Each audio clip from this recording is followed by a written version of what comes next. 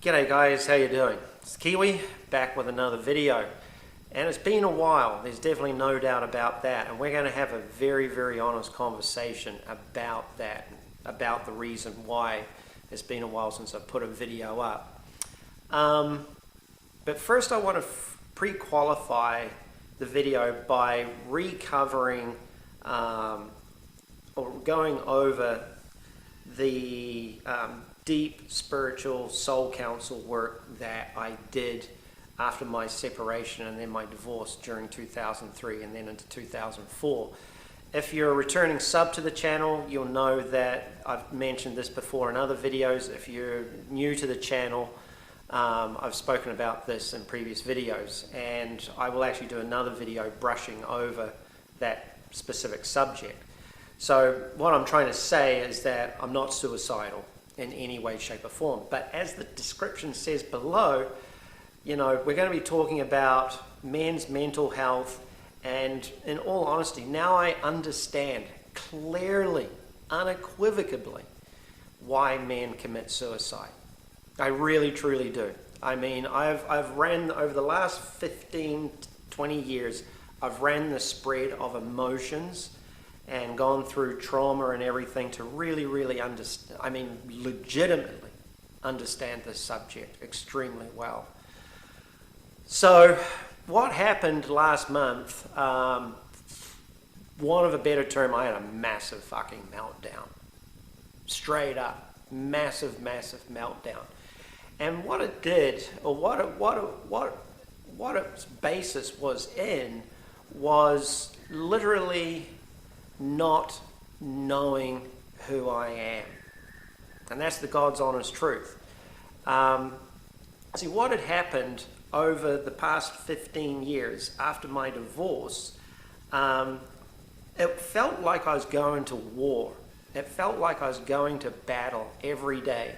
I had to stay in my daughter's life in some way, shape or form. The mother, even though she said she wouldn't get in the way of me being able to see my daughter, that ebbed and flowed. We would go through phases where it was absolutely a-okay, and then we'd go through phases where my wife or my ex-wife would make my life an absolute misery in regards to being able to see my daughter. And I really do mean a misery. It's like I had to fight to see my daughter in just some form of regular basis. I had to fight to keep my daughter safe, you know. What happened was, when the separation went down, my ex-wife moved to Camarillo, California. And I actually ended up moving to Camarillo, California to actually stay in my daughter's life. And so I had to re-establish myself in a completely foreign town. Nobody knew me in this town in any way, shape or form. So I ended up in this area, going through a divorce, going through some of the most brutal therapy, shadow work that I think any man could ever possibly go through. I mean, I had an extremely abusive childhood, so I had to recover that groundwork, because after the divorce, all that BS that happened in my childhood just came bubbling to the surface. So what happened was, I was fighting to stay in my daughter's life. I was fighting to see my daughter in some form of way on a regular basis. And not only that, you know, I was fighting for my sanity. I was fighting for my own personal reputation, because what happened was, the reason why my ex moved to Camarillo was to be around her family. And what happened was, you know, she being an American, me being the foreigner, American's going to believe an American before they'll believe a foreigner. So she started slandering me, and it was all endless, absolutely endless. I had to fight with even therapists, because, you know, my daughter started struggling in school, and you can't blame her, you know, with the bullshit that was going on in her life, you know, and the mother was constantly moving. I think in the kid's first 10 years of her life, she moved house like eight plus times. it worked out to just moving just about once a year. So the kid was, changing schools and everything. It was such an unstable life for my daughter. It was any wonder she was struggling. And then on top of that, my ex-wife's eldest daughter, my ex-wife had her first daughter when she was 18 years of age, and then had my daughter when she was 38 years of age. And what happened was, sadly, the eldest daughter for about 12, 14 years was an absolute narco. She had a raging drug and alcohol problem, through rehab, through being arrested, all sorts of just ridiculous stuff. And my ex-wife would leave my daughter with that daughter, her eldest daughter. So I had to fight every week. There was something going on. It just felt like you were going to war, some sort of battle, some sort of fight. And then on top of that, I started my own business in the town. And starting my own business, that had its own range of problems. After I built a couple of outstanding custom cars, I had a couple of the local, shop owners, hot rod shop owners in the area starting to talk shit about me at car shows, starting to slander me. One guy, I actually had to, after going to his shop, for the third time going to his shop, I actually told him, I said, if I trace any more bullshit back to your mouth, I will do jail time. I will promise you, you will never be able to work on cars ever again. That's how fucking bad it had gotten. So what happened was, last year, after fighting in every respect for my life, like literally just sheer fucking survival, okay, my daughter and her mother, they locked horns, and my daughter's off to the University of Colorado. I was begging my daughter not to go. But anyway, my daughter and my ex-wife had a whole nother plan going on. And what happened was, my daughter, boom, off to Colorado, University of Boulder, Colorado. She was only there for a couple of months. She realized it was an absolute scam. And within the first couple of months of my daughter going to Colorado University, my ex-wife was like, later, dude, see you. This woman that I was constantly fighting with, constantly going to battle with, she was constantly causing drama, misery, pain, you frickin' name it in my life. She just packed everything up and moved to Nashville, Tennessee. She'd actually been wanting to move to Nashville, Tennessee since before I even met her. But she just bounced.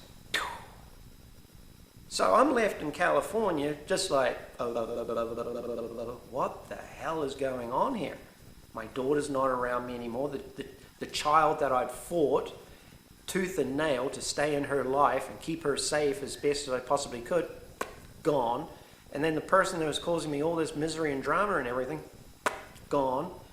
And I didn't realize just how severe that was. I didn't realize the implications of just being cut loose was going to become. So what happened was, I carried on working, everything's good.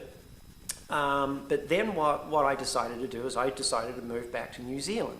As I've mentioned in a couple of other videos, a few of you will know I'm back in New Zealand now.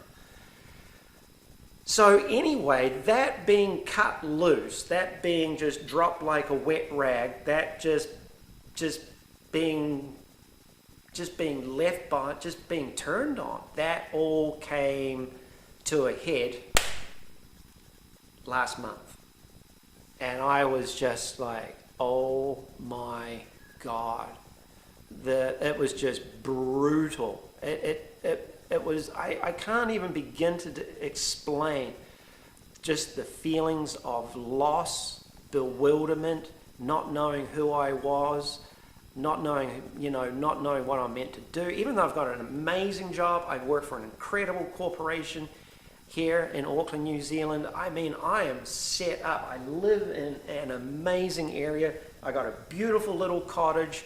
Life couldn't be better.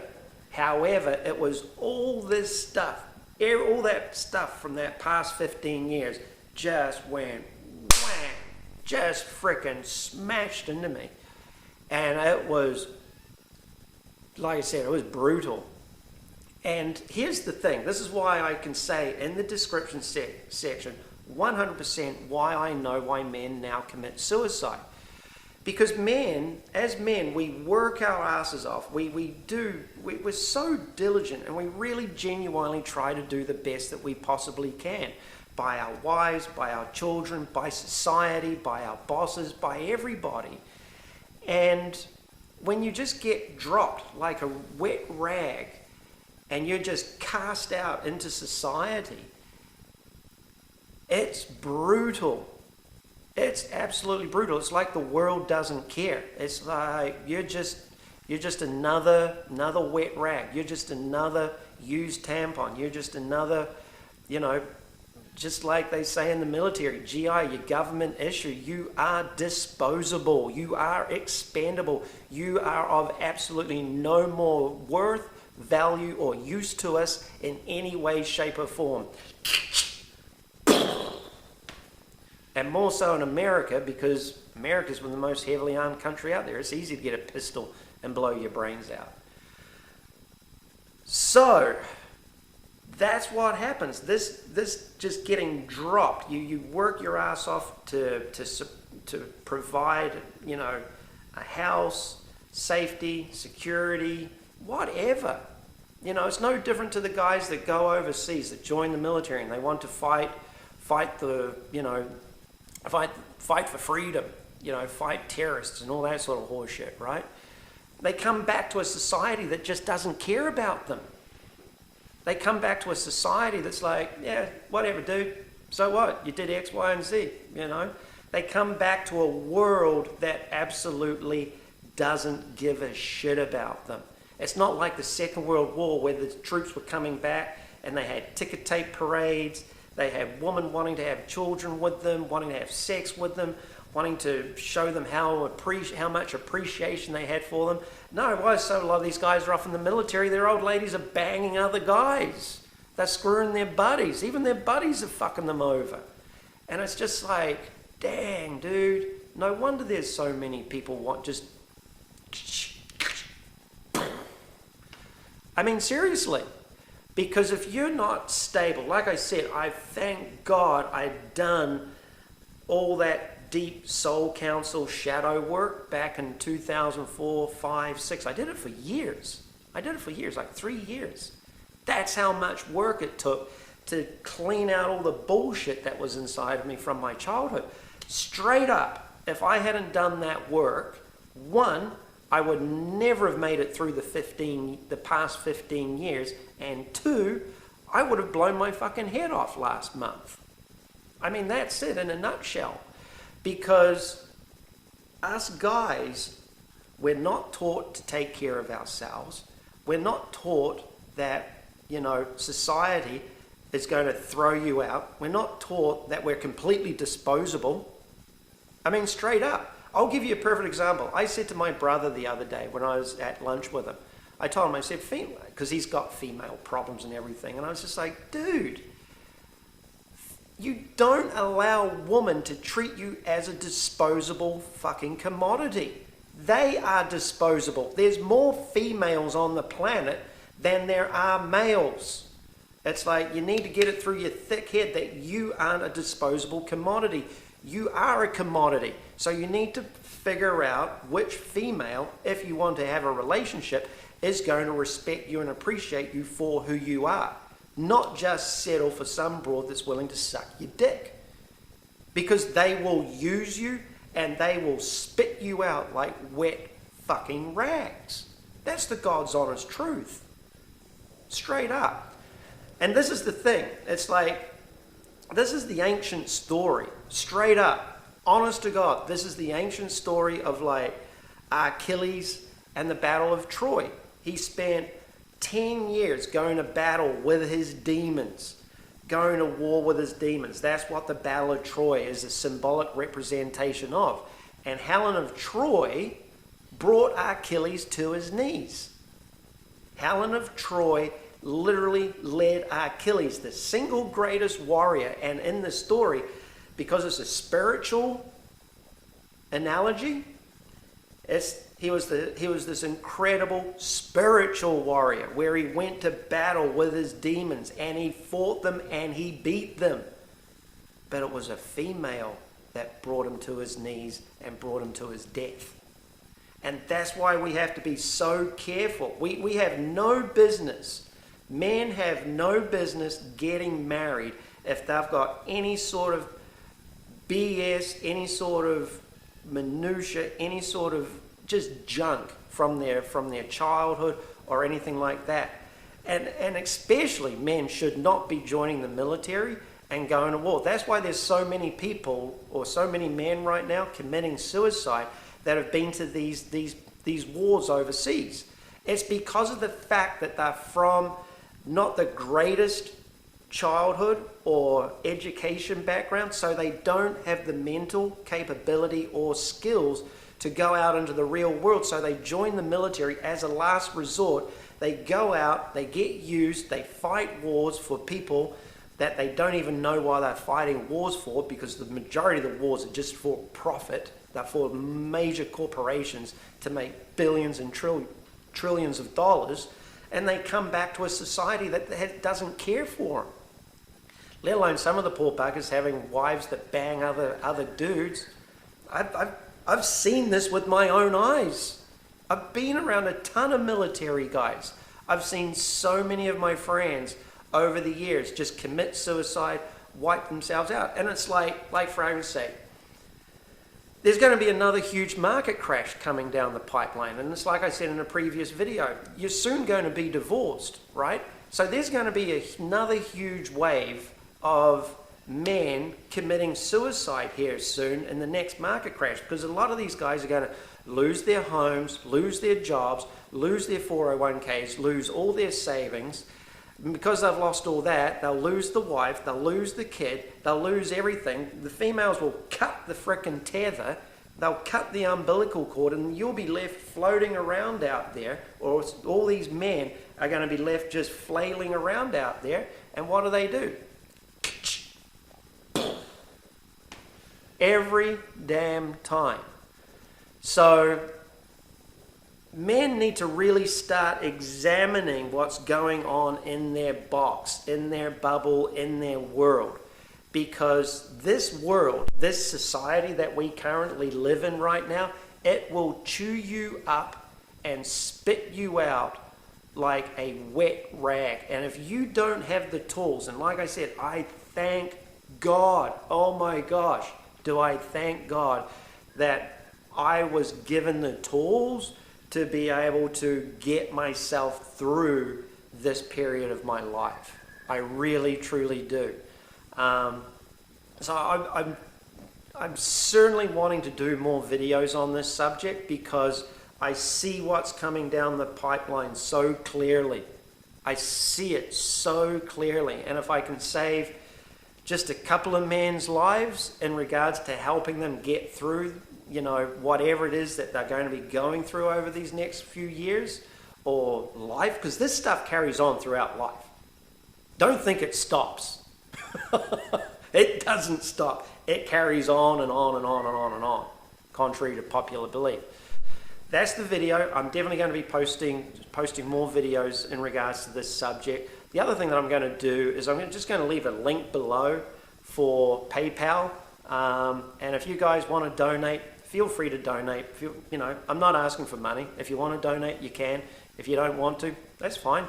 I know what it's like to have been broke and sleeping on a floor for many years, even in my car sometimes. So, yeah, like I said, life can be brutal for some of us. So anyway, that's the video. If you like it, give it a thumbs up. Pound the subscribe button. And I'll be back with more material real soon. And I can promise you that, 100%. Cheers, guys.